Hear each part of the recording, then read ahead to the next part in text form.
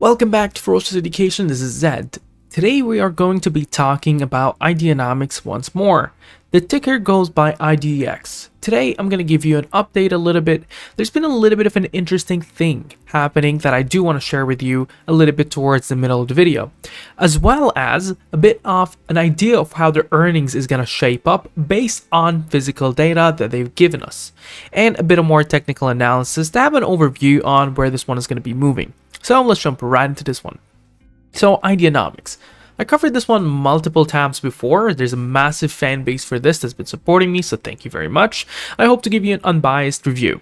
Now, for this one, if you would like to watch my previous videos, you'll find it in the description below. And so for Ideanomics, there's some things that we do know that are coming up that are very crucial. For instance, the first quarter 2021 results that is supposed to be coming out on May 17th after the bell. Now, the company's performance has been actually pretty good relatively in recent months, and I'll go over that in a minute. But the current consensus that Zach gave as estimates for revenue is to be around $25 million, indicating more than 100% year-over-year increase, and basically based on first quarter 2020 results, and as well a 3-cent loss that is supposed to be made this quarter compared to a year ago of 8 cents loss. Talking about per share, of course. And then moving on there, you're looking into some of the latest news regarding US Hybrid. So the US Hybrid company was founded in 1999 and they've been working in for almost 20 years. The CEO has over 30 years in BEV, FCE, and hybrid industries. Now they have a fully operation fuel cell engines for both mobile and stationary use at 10 kilowatts, 50 kilowatts, and 100 kilowatts power level. It offers proven zero-emission powertrain components for electric, hybrid, and fuel cell applications. Now, they've bought it in here, and I have the SEC filing for this one here. So they bought 100% for it. They paid around $50 million in combination. That $30 million is cash and $20 million worth of stocks, and it's subject to customary price adjustments, etc. Yada yada. The agreement also contains mutual indemnifications obligations of the parties thereto.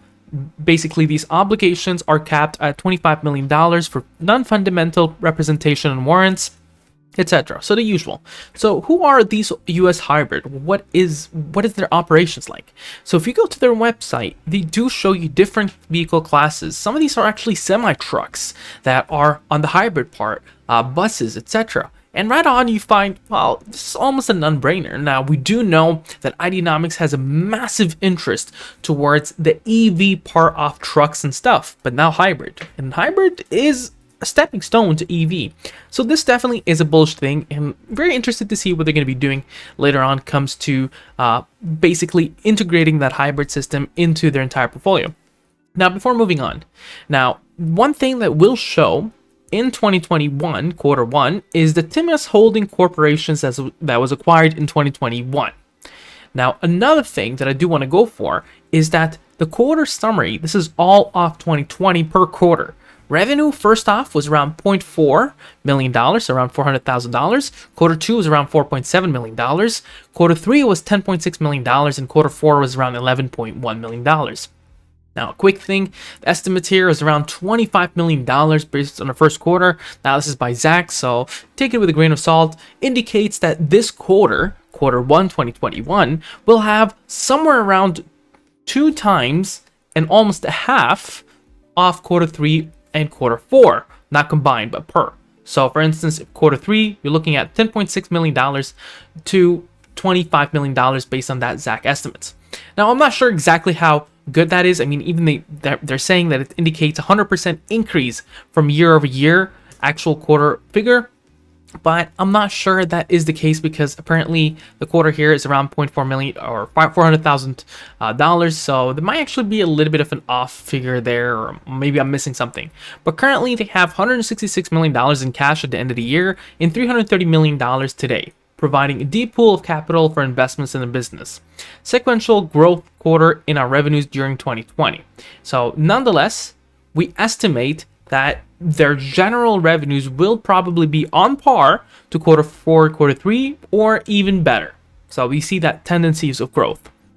And now another thing that is very interesting for me is institutional buyers. Before we go there, if you'd like to see more contents like this, make sure to scroll down below, click that like button, subscribe, and turn notifications on. Subscribing helps me a lot. And if you'd like to join our Discord, it's totally free in the description below. We do have a chat that we're doing on Sunday, Sunday the 16th, so feel free to join. Now, another thing here is that institutional buyers seem to be somewhat very active. Take a look into 14th of May. We're going all down towards somewhere around here. And then 13th of May, May has been very, very active for this one. Now, it's a little bit mixed. Mostly green, which means additions. Or for instance, Bank of America that changed or added shares around 54,000 and almost 900% change increase in the amount of shares they have. Jefferies Group, 25,400. Mathers Group 10,400. So they've been adding shares in general. Here and there you will see basically them disposing some shares, but it looks like there is a lot more interest in adding shares rather than selling. So it looks like institutions overall are somewhat bullish. Now let's move on towards technical analysis to get a bit of a perspective on what's going on in a price action. So first off, on this technical analysis part, we're doing a 1 week perspective just to see if there's any kind of strong trend that we might not be seeing on a 1 day perspective. So the first thing first is the IDEX, which doesn't show much because it was going from higher to lower.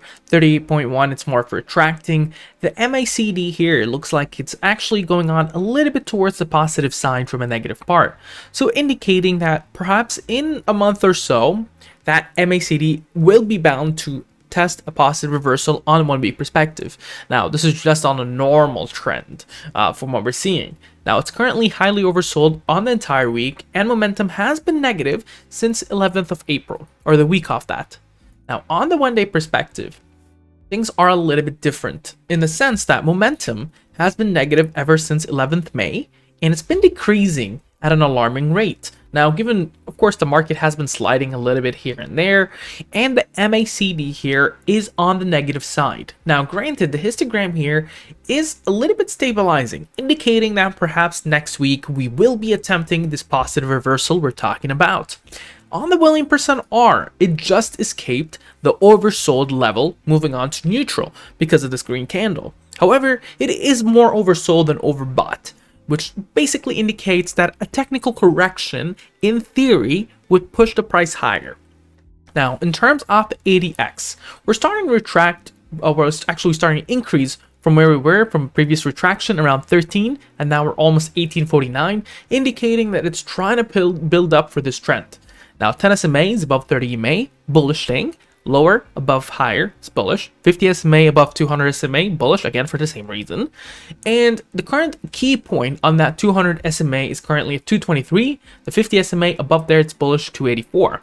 Now, on the moving average bands in general, we see this one is expected to trade 293 on the top, 266 in the middle, and 239 in the bottom. Previously, they also touched the Bollinger Bands, which is 310 on the top and 222 on the bottom, so you can expect volatility within that range. Stochastic fast and stochastic slow both are more diving a little bit downwards, and I'll show you why that is. It's more of a trend. And so for this trend, we need to first look at the charts. Now, on the Fibonacci retracements, it highlights some key supports and resistances that we might be interested in.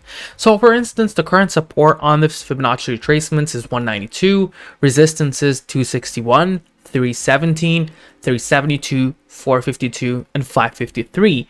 Now, these aren't strong resistances and support per se, but they're interesting points to keep in mind. The current very strong support is at 223. Below there, another strong one exists at 190, then 176, and we need to dive a little bit further back. Another one at 166, another one, 139, 120, and then downwards to around $1. Now, another thing here is for resistances. You're looking into a very strong resistance closer towards the 259 level to 279. Above there, you're looking into 293 and then 316. Above there, 345, 377, 437, 485, and then upwards to 529. Now, in the terms of the trend that I was referring to earlier, take a look at this here from what I'm drawing. And what we see right off the bat is that you had almost a box plot. And you're seeing that this one here has been more off, going on this critical kind of support level and then back forwards. And so that key levels between 224 at the bottom and 340 at the top, those are very strong levels that either point of them, you might actually see either a breakout or a tanking. Now, in that sense, it's currently almost bouncing through that bottom, and technically you might be able to trade it for the next few days to sell closer towards the $3, 340. But in the sense, this one here has been quite interesting in terms of the earnings. Each earnings in the last 4 earnings have been higher than the one before. So what do you think about this ticker? Make sure to mention down in the comments below. Share, subscribe, and like, and have a wonderful day.